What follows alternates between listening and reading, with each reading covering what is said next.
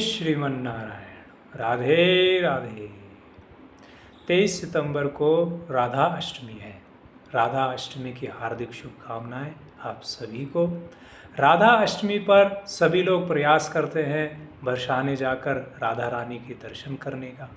बहुत लोग जाते हैं वहाँ, दर्शन करते हैं, राधा रानी का दर्शन करते हैं, फूल माला चढ़ाते हैं, फिर उसके बाद मंदिर से बाहर आते हैं। जो भिक्षुक बैठे हैं उनको कुछ भी, जो अपने हाथ से पैसे, सामान, कुछ भी खाने पीने की चीज़ें देते हैं। फिर अपना कुछ लस्सी, गोलगप्पे, पकौड़े खाकर और घर आ जाते हैं। अधिकांश लोग ऐसा ही करते हैं। पर हमारा एक प्रयास है आपके साथ, आपका विशेष फल मिले, विशेष दर्शन हो, आपको अधिक से अधिक पुण्य की प्राप्ति हो और राधा रानी कृपा करे, इसके लिए एक विशेष कार्य करना है।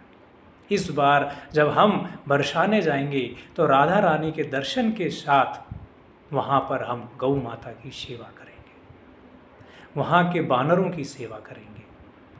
वहाँ रमेश बाबा की गौशाला है, 55 से 60 हज़ार गौएँ हैं वहाँ पर गौएँ हैं। उन गौओं के लिए हम 10 किलो, 20 किलो, 50 किलो, जितना भी हो सके अपने सामर्थ्य के अनुसार हम उन गौ माता के लिए केला फल ले जाएंगे, कोई भी फल ले जाएंगे जो अपने पास सुटेबल हो सके।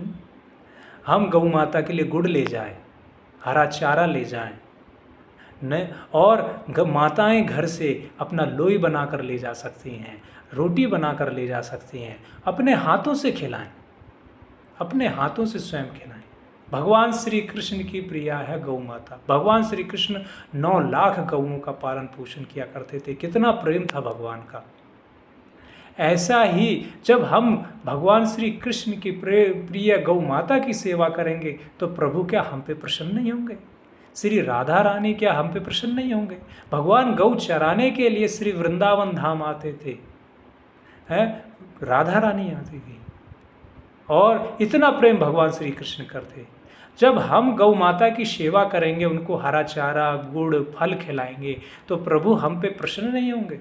बहुत प्रसन्न होंगे, अधिक प्रसन्न होंगे।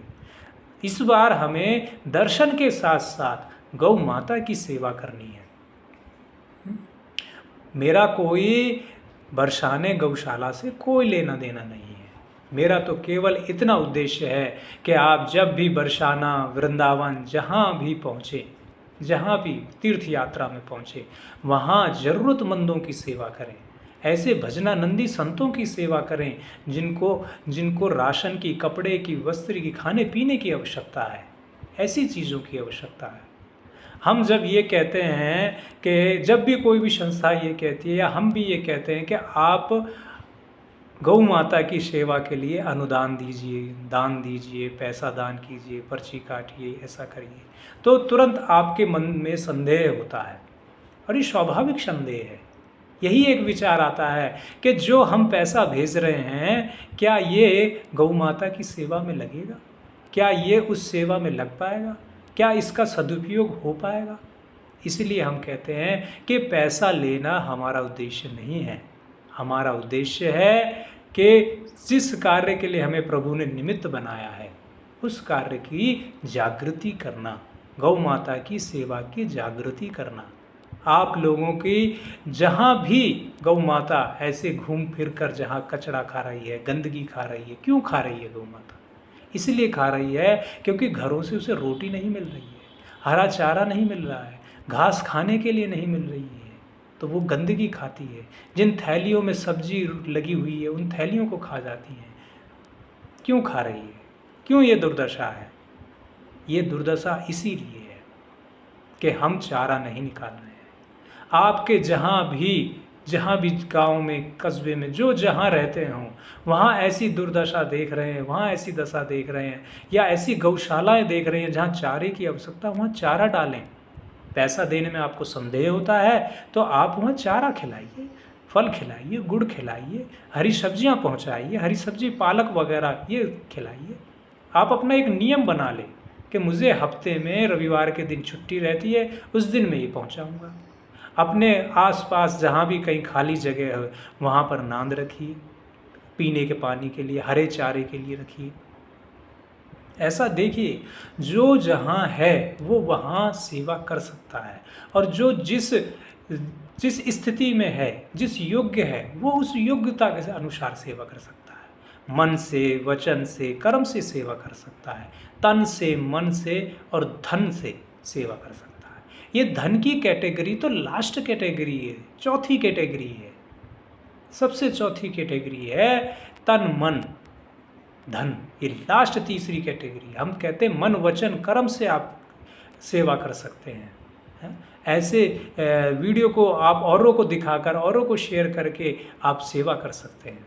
मैं श्री वृंदावन धाम में रहता हूँ, मेरा नाम अनंताचार्य है, और वृंदावन धाम में एक छोटी सी कुटी बनाकर रहता हूँ। कोई गौशाला नहीं, कोई आश्रम नहीं, कोई ट्रस्ट नहीं। तो जहाँ मुझे गौशालाएँ ऐसी दिखती हैं, वहाँ सेवा, वहाँ लोगों को जागरूक कराकर वहाँ चारा डलवाते हैं। जहाँ भी हो, बरसाना हो, वृंदावन हो, दिल्ली हो, हरिद्वार हो, मथुरा हो, कहीं भी कोई भी क्षेत्र हो, जहाँ आपको ऐसा लगे वहाँ चारा खिलाइए, मेरा ये कहना। यहाँ श्री वृंदावन धाम आप आते हैं, बांके बिहारी जी के दर्शन करते हैं, तो यहाँ अटल्ला चुंगी के पास सनी गौशाला है, वहाँ आप खिलाइए। परिक्रमा मार्ग में तटीय स्थान के पास घूमने फिरने वाली खूब गऊ हैं, जहाँ आपको गऊ दिखे वहाँ खिलाइए। पैसा लेना उद्देश्य नहीं है हमारा।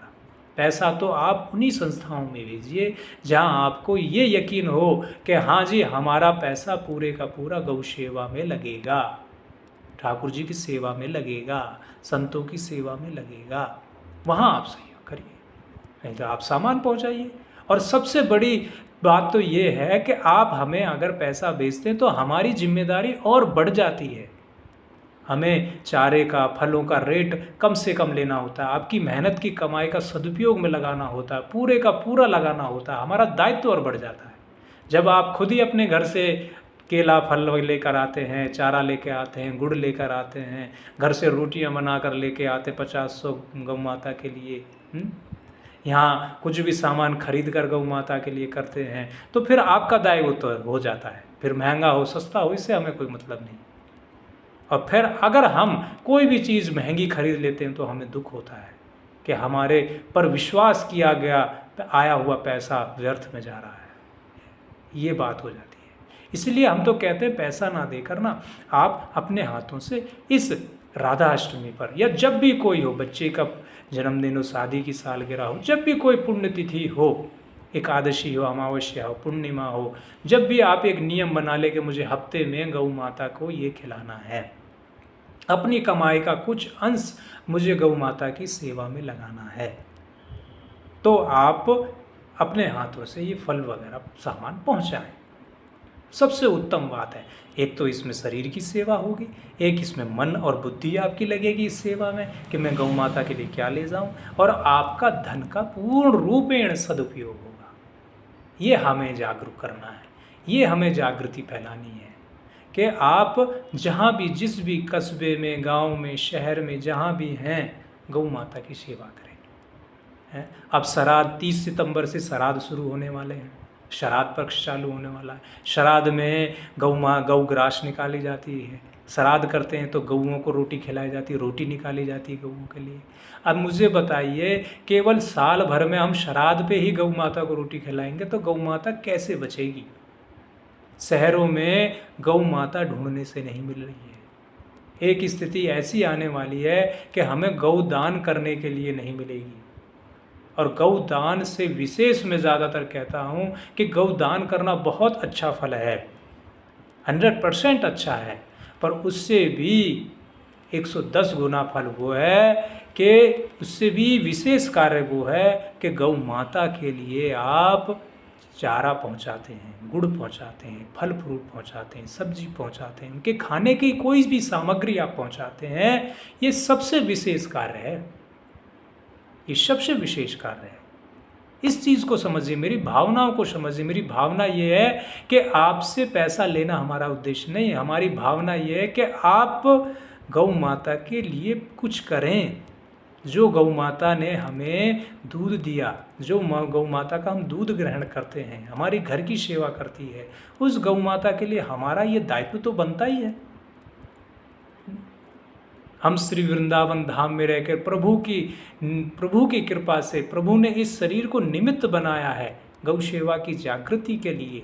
इस निमित्त शरीर को बनाकर प्रभु ये कहलाना चाहते हैं कि तुम निमित्त मात्र होकर गौ सेवा करो, गौ सेवा की जागृति करो, गौ सेवा की जागृति करो। उन गौओं की सेवा करो जिनसे हमें कोई दूध का, घी का, दही का कोई लोभ नहीं है, जो घूमने फिरने वाली गौएं हैं, जो कूड़ा करकट खा रही हैं। उन गौओं के लिए हरे चारे की व्यवस्था करो, उन हरे चारे की व्यवस्था करो, उनके बैठने की व्यवस्था करो।